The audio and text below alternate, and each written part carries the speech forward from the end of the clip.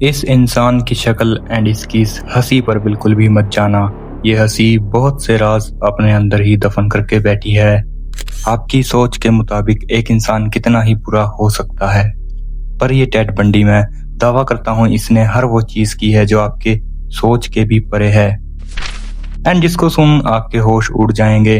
तो अपने दिल को थाम लो, कमरे की लाइट्स ऑफ कर दो एंड कुछ खाने के लिए लेकर बैठ जाओ एंड जल्दी से चलते हैं टेड बंडी की इस दुनिया में।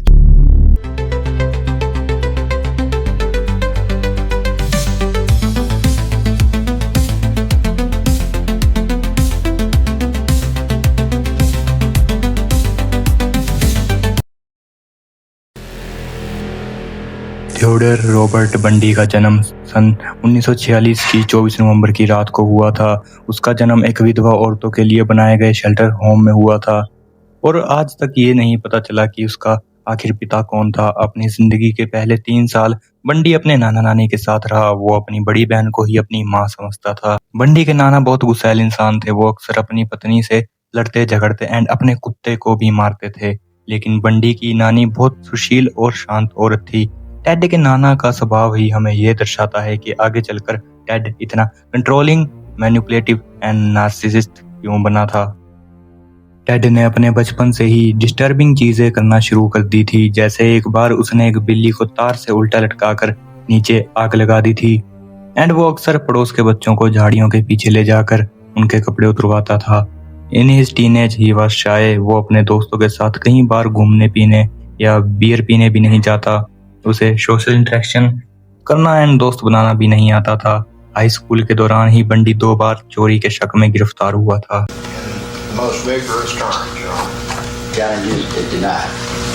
लेकिन जब बंडी यूनिवर्सिटी में आता है तो उसे एक लड़की डियन से प्यार हो जाता है, जिसे Bundy the only woman I ever really love कहकर डिस्क्राइब करता है।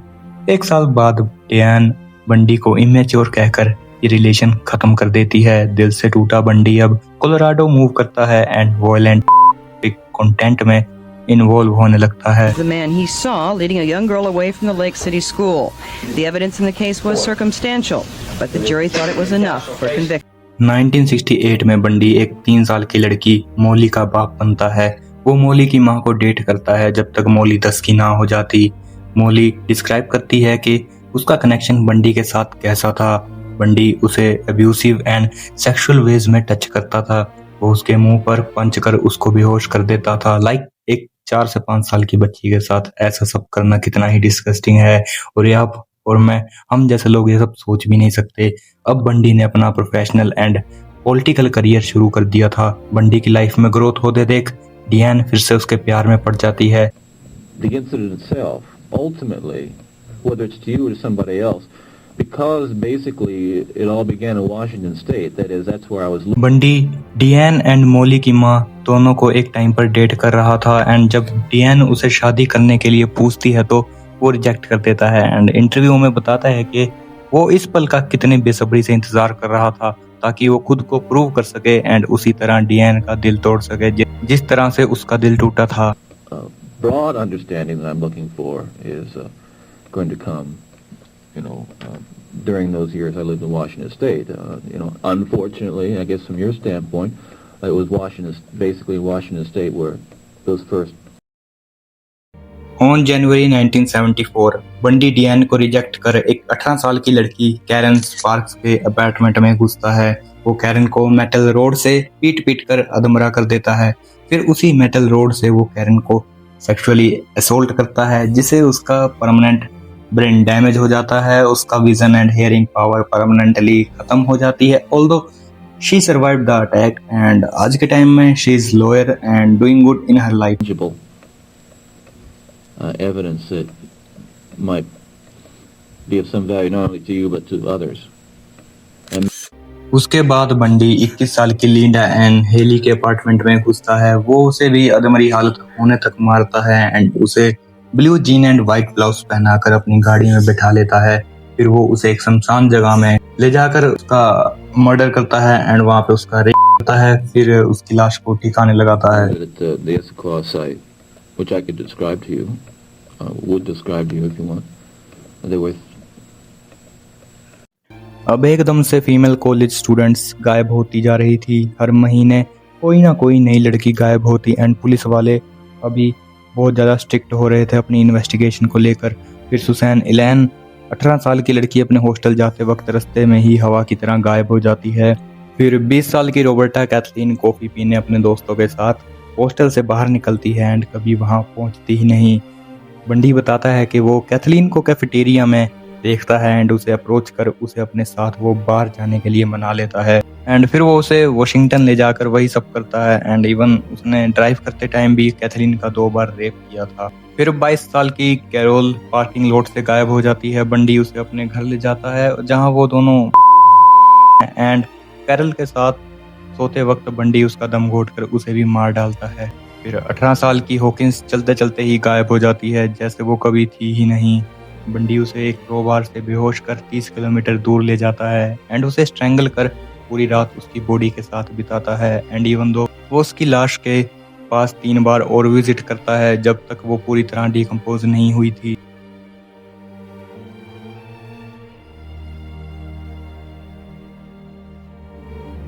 बंडी अब DES में काम करने लगता है जहां वो 2 टाइम्स डाइवोर्स्ड मदर कैरोल से मिलता है एंड उसे डेट करने लगता है। कैरोल इस केस में बहुत इंपॉर्टेंट रोल प्ले करने वाली थी। लोग अक्सर कहते थे उन्होंने टूटे हाथ के साथ एक व्यक्ति को देखा था जो मदद मांगता है and tan coloured Beetle drive करता है। 3 और विटनेसेस टेड को 23 साल की जैनिस को अप्रोच करते देखते हैं एंड फिर वो दोनों बीच से चले जाते हैं। 4 घंटे गुजरते ही बंडी 19 साल की डेनिस मरी को देख लेता है। मरी जो कि एक कंप्यूटर प्रोग्रामर बनना चाहती थी, वो पिकनिक से निकलकर बाथरूम यूज करने जाती है फिर वापस लौटकर कभी नहीं आती। बंडी बताता है कि जैनिस तब तक जिंदा थी जब वो डेनिस को लाता है एंड डेनिस को फोर्स करता है देखने के लिए कि कैसे वो जैनिस का मर्डर एंड करता है। And maybe even most importantly, why.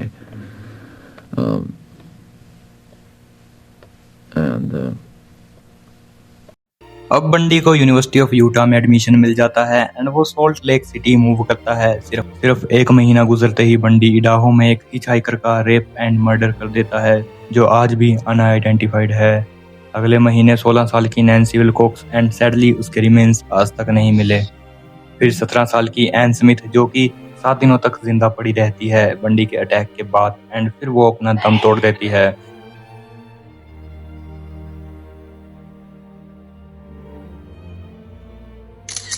फिर 17 साल की लोरा एन जो कि 20 दिनों बाद मरती है बंडी के अटैक से।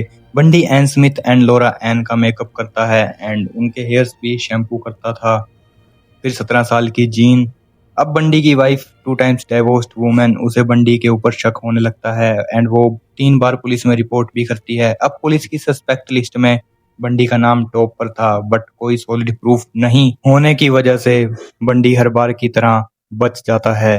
फिर 23 साल की नर्स कैरिन कैम्बल एंड ये लिस्ट बहुत लंबी है। 26 साल की जूली लायल, 25 साल की डेनिस लेन, 12 साल की लिनेट डॉन, 15 साल की सुसैन कर्टिस एंड ये 5 विक्टिम्स के रिमेन आज तक नहीं मिले। Whether it's to you or to somebody else, because basically and you can see यहाँ पर बंडी कितनी फ्रिक्वेंटली मर्डर कर रहा था। सिर्फ 36 से 45 दिन का गैप। उसके मर्डर्स में अभी तक जितने भी मर्डर मैंने बताए वो भी तक उसने 1 साल में किए थे। अगस्त 16, 1975 में बंडी अरेस्ट होता है क्योंकि उसकी कार की सर्च करने पर ये सब मिलता है, लेकिन पुलिस वालों को बंडी को छोड़ना पड़ता है क्योंकि कोई सॉलिड प्रूफ नहीं था उनके पास एंड तब DNA वगैरह साइंस इतनी ज्यादा एडवांस भी नहीं थी। kind of broad understanding that I'm looking for. But अब बंडी पर 2400 घंटे नजर थी एंड दारों जो कि उसकी एक विक्टिम रह चुकी थी लकीली उसकी कार से निकलकर भाग गई थी, वो उसे आइडेंटिफाई भी कर लेती है। स्टिल पुलिस के पास कोई सॉलिड प्रूफ नहीं होने की वजह से बंडी को डरोंच के साथ लिंक करने में मुश्किल होती है।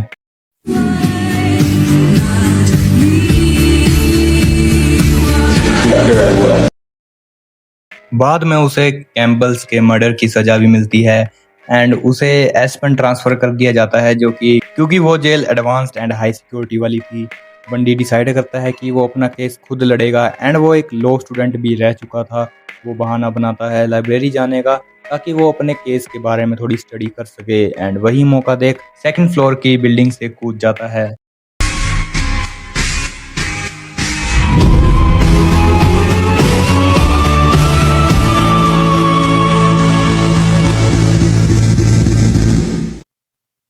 उसका राइट एंकल जख्मी होता है, पर वो समहाउ वहां से भागने का मैनेज कर लेता है।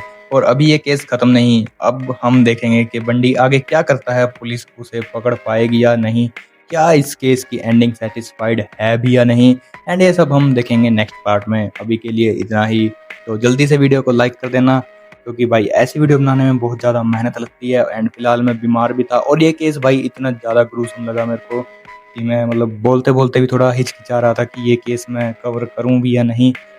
बट स्टिल अब मैंने ये केस कवर कर लिया है, तो थोड़ा आप गाइस सपोर्ट दिखा देना, जिससे मैं इसका सेकंड पार्ट जल्द से जल्द ला सकूँ। एंड मैं अभी फ़िलहाल थोड़ी मेरी तबीयत ख़राब है, आपको पता लग रहा होगा मेरे गले से, बट कोई नहीं, आपके लिए भाई कुछ भी करेंगे। तो मिलते हैं आपको नेक्स्ट वीडियो में, तब तक के लिए भाई peace out. Young girls. My name is Ted Bundy. I've never spoken to anybody about this. I am looking for an opportunity. Person this type chooses his victim for a reason.